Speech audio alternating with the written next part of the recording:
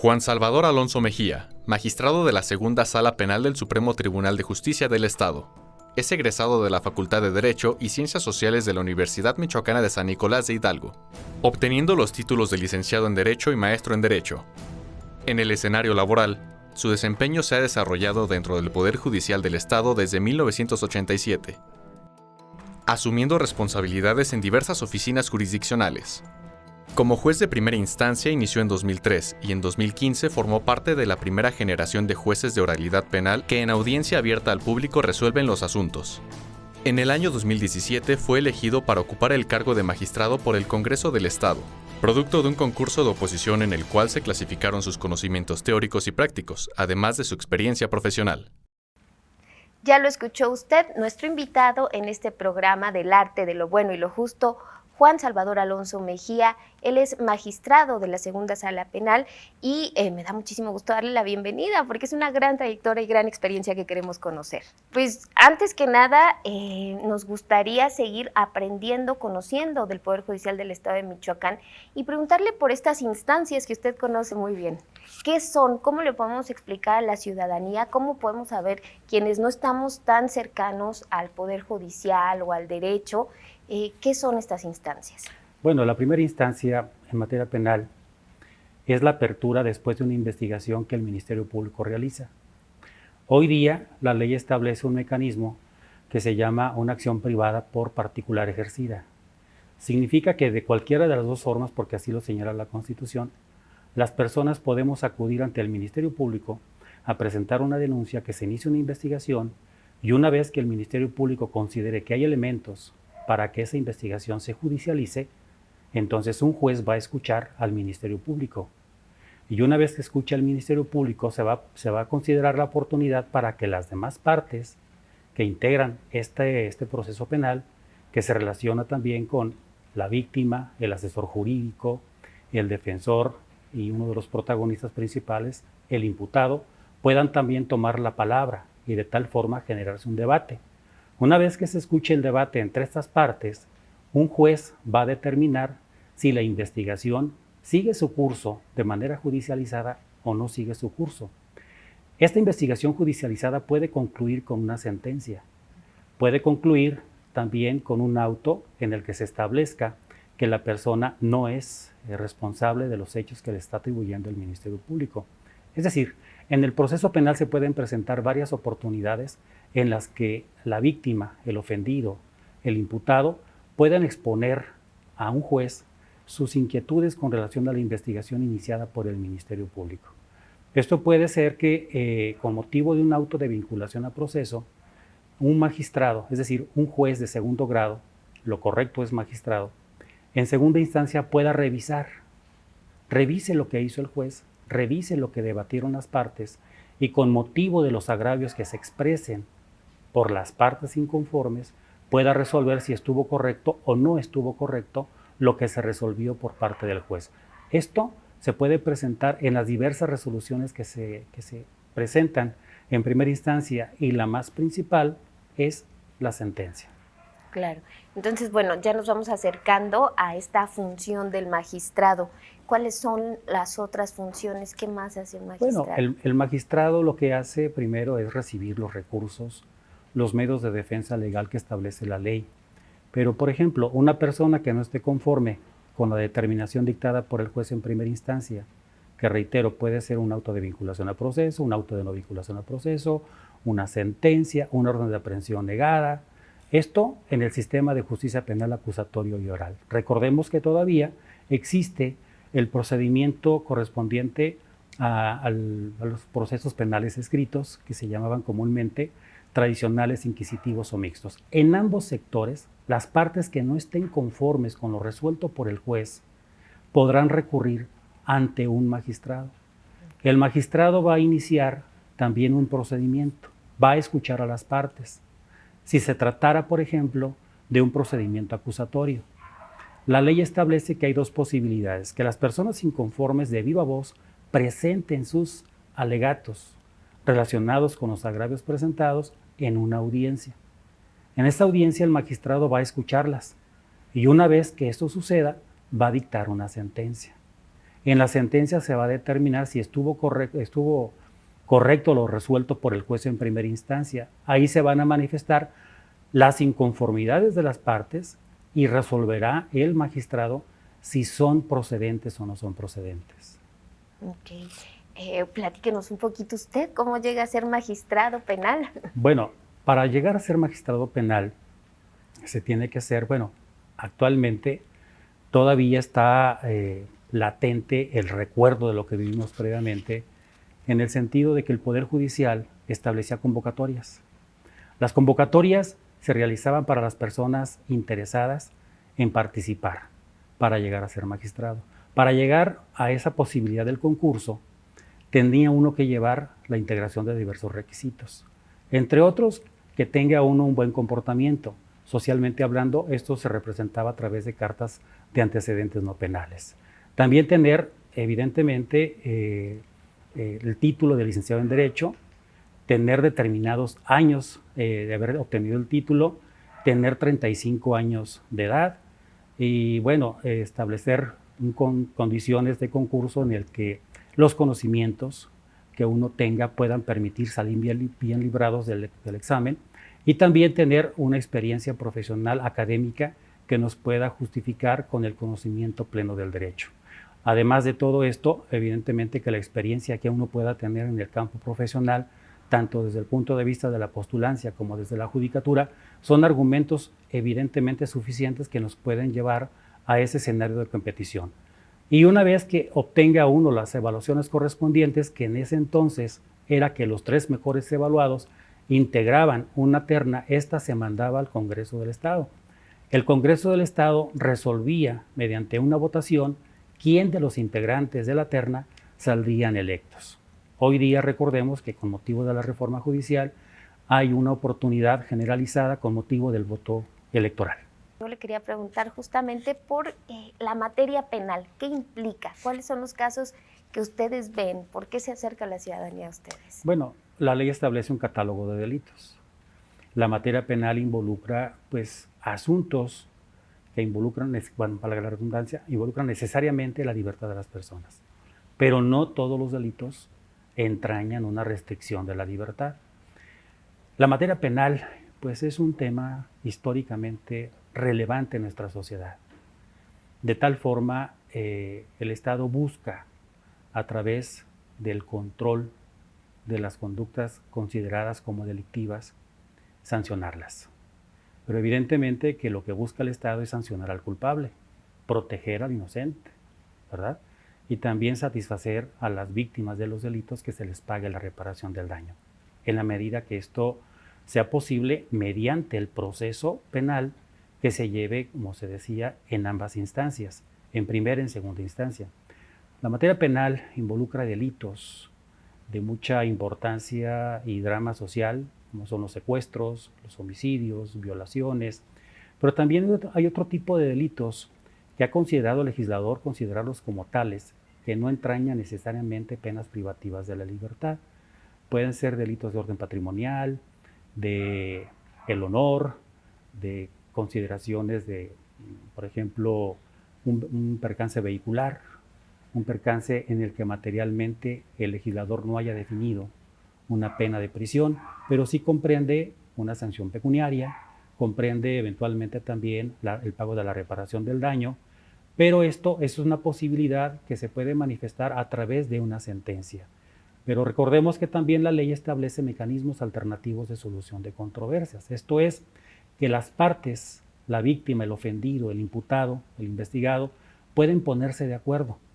Y una vez que se pongan de acuerdo, pueden evitar que el aparato judicial, el aparato del Ministerio Público, el judicial, entren en curso potencializado hasta la terminación de una investigación y de una sentencia, y aprovechando el mecanismo que he señalado, pueden llegar a ponerse de acuerdo a través del pago de una reparación del daño, o bien que no necesariamente se manifieste esto, sino que haya la manifestación de la víctima, del ofendido, en el que se dé por satisfecho de las disculpas que eventualmente, y dependiendo del caso de que se trate, quede concluido el asunto.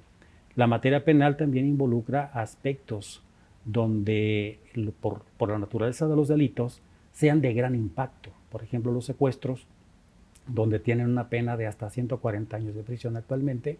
Entonces, esto ha generado mucha polémica. El cuidado de los procesos es prolongado, es cuidadoso y por tal motivo, en ocasiones, no son prontas las soluciones en cuanto al tiempo para terminar el proceso penal. Puede que esta sea una de las principales quejas de la ciudadanía, ¿no? El tiempo que se puede tardar. Pues sí, mire, porque puede ser complejo en la medida de la duración de los procesos penales, pero habría que ver cuáles son las circunstancias que en estos ocasionalmente se presentan. El interés del imputado, por ejemplo, es tratar a toda costa, cuidando su presunción de inocencia, cuáles son las estrategias que el Ministerio Público lleve a cabo. También el asesor jurídico, que es el abogado de la víctima y la misma víctima.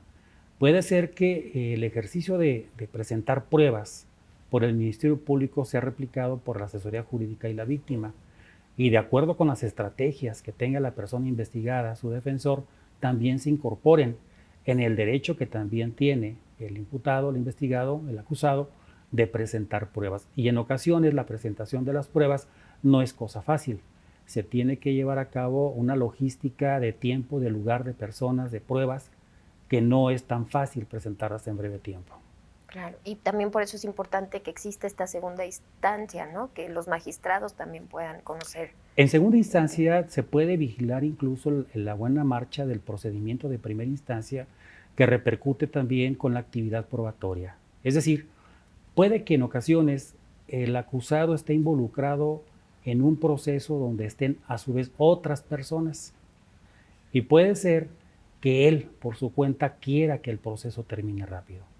Este esquema ha sido explorado y esto puede favorecer en un aspecto social que no solamente las víctimas con motivo de una eventual reparación del daño, sino que también con relación al acusado el proceso termine.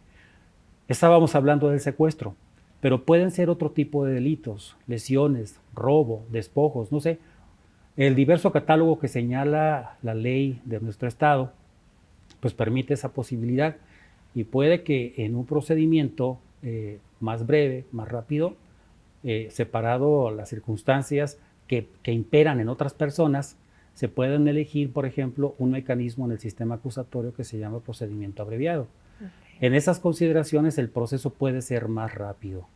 Hay otros escenarios en los que todavía no se ha explorado abundantemente y que puede concluir en un diverso mecanismo de un juicio si hay condiciones para que los diversos acusados puedan elegir más rápidamente la culminación de su proceso penal. ¿Qué tipo de resoluciones emiten ustedes?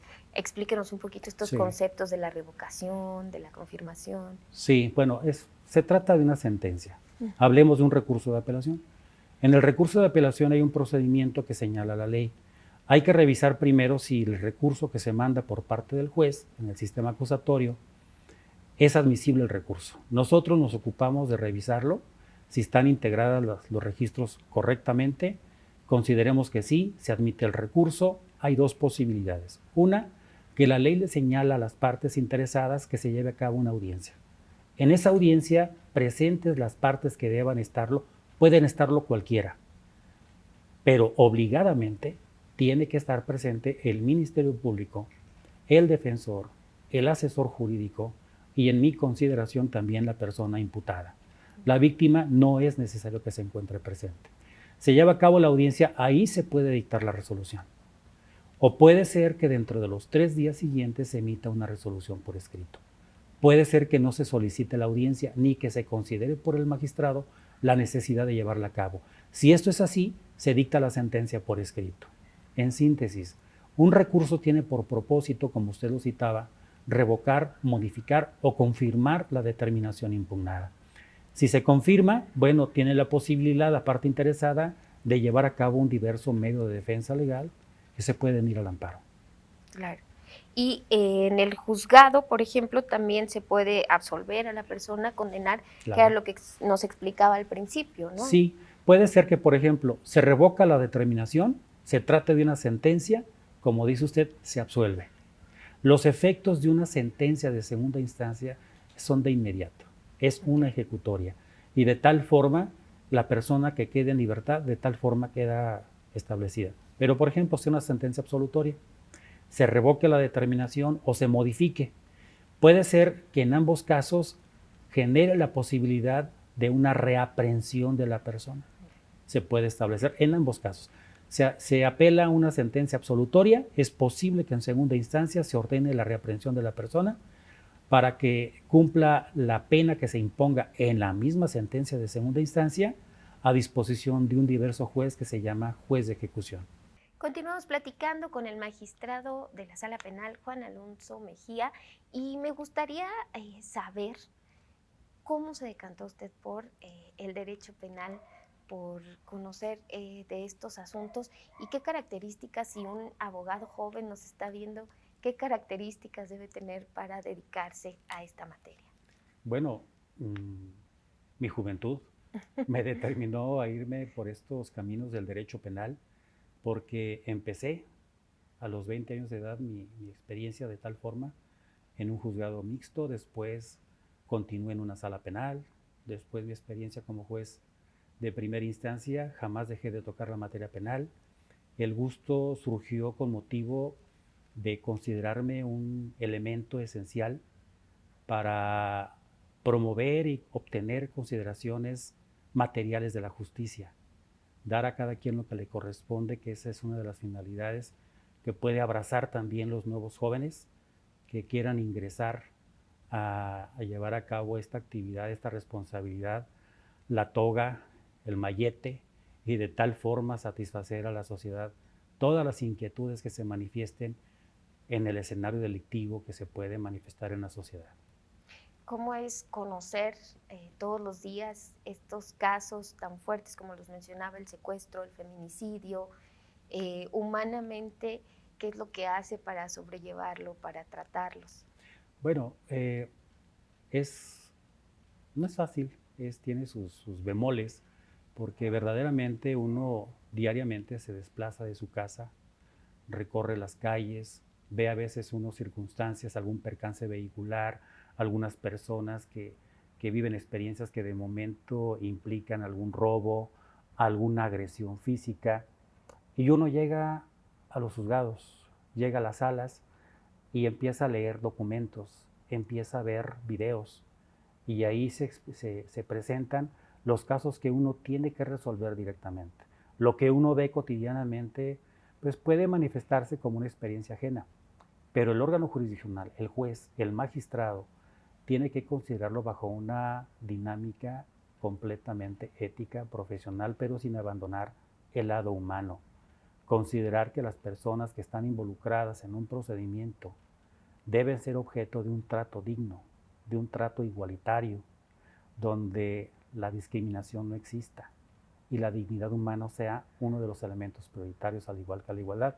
Bajo esas consideraciones, puede ser que las personas que mantienen interés en manifestarse en esta responsabilidad social tan grande puedan con esa concreta identidad, con esa labor de hacer un campo de justicia para los integrantes de la sociedad, esa responsabilidad lleve a analizar de manera completa, correcta, cada una de las postulaciones que se presenten por las partes. En segunda instancia, pues revisar de tal forma los agravios que se presenten y entonces revocar, modificar o confirmar una determinación y de tal forma buscar a toda costa dar a las partes lo que les corresponde.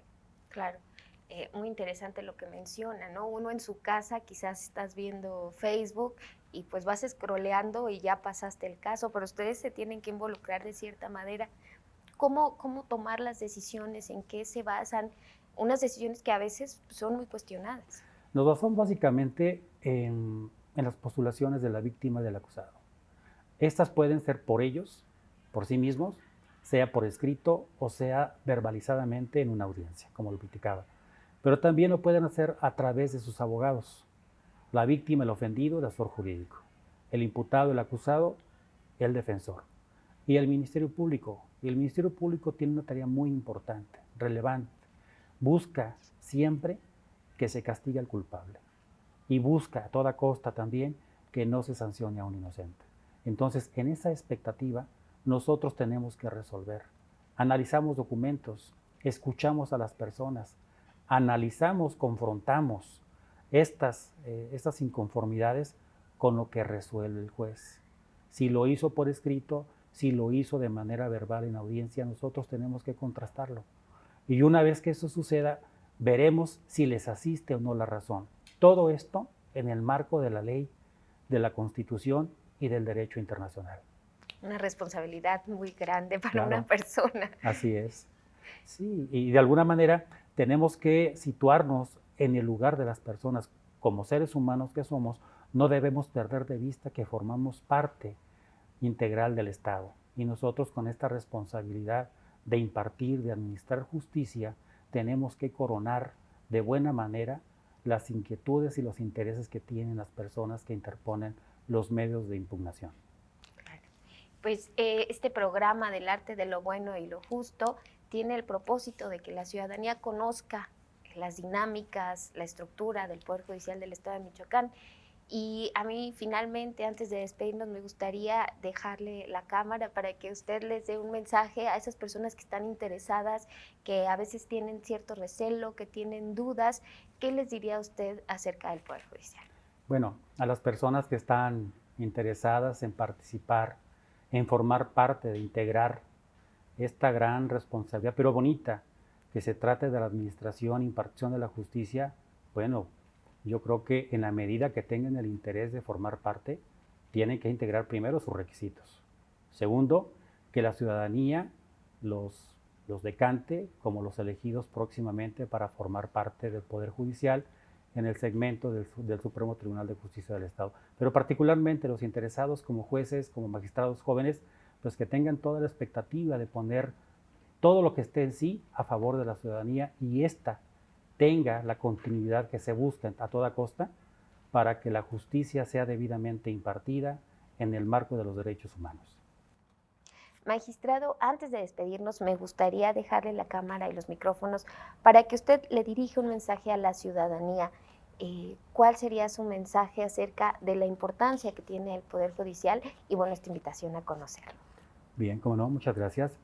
La importancia que considero para la ciudadanía puede constituir el servicio que brinda el Poder Judicial del Estado de Michoacán es la certeza sobre la impartición y administración de justicia, que se buscará, como se ha buscado siempre, que las sentencias justas se manifiesten a partir de las postulaciones que se hagan las partes interesadas, así como se ha precisado con anterioridad, las partes integrantes de un proceso penal.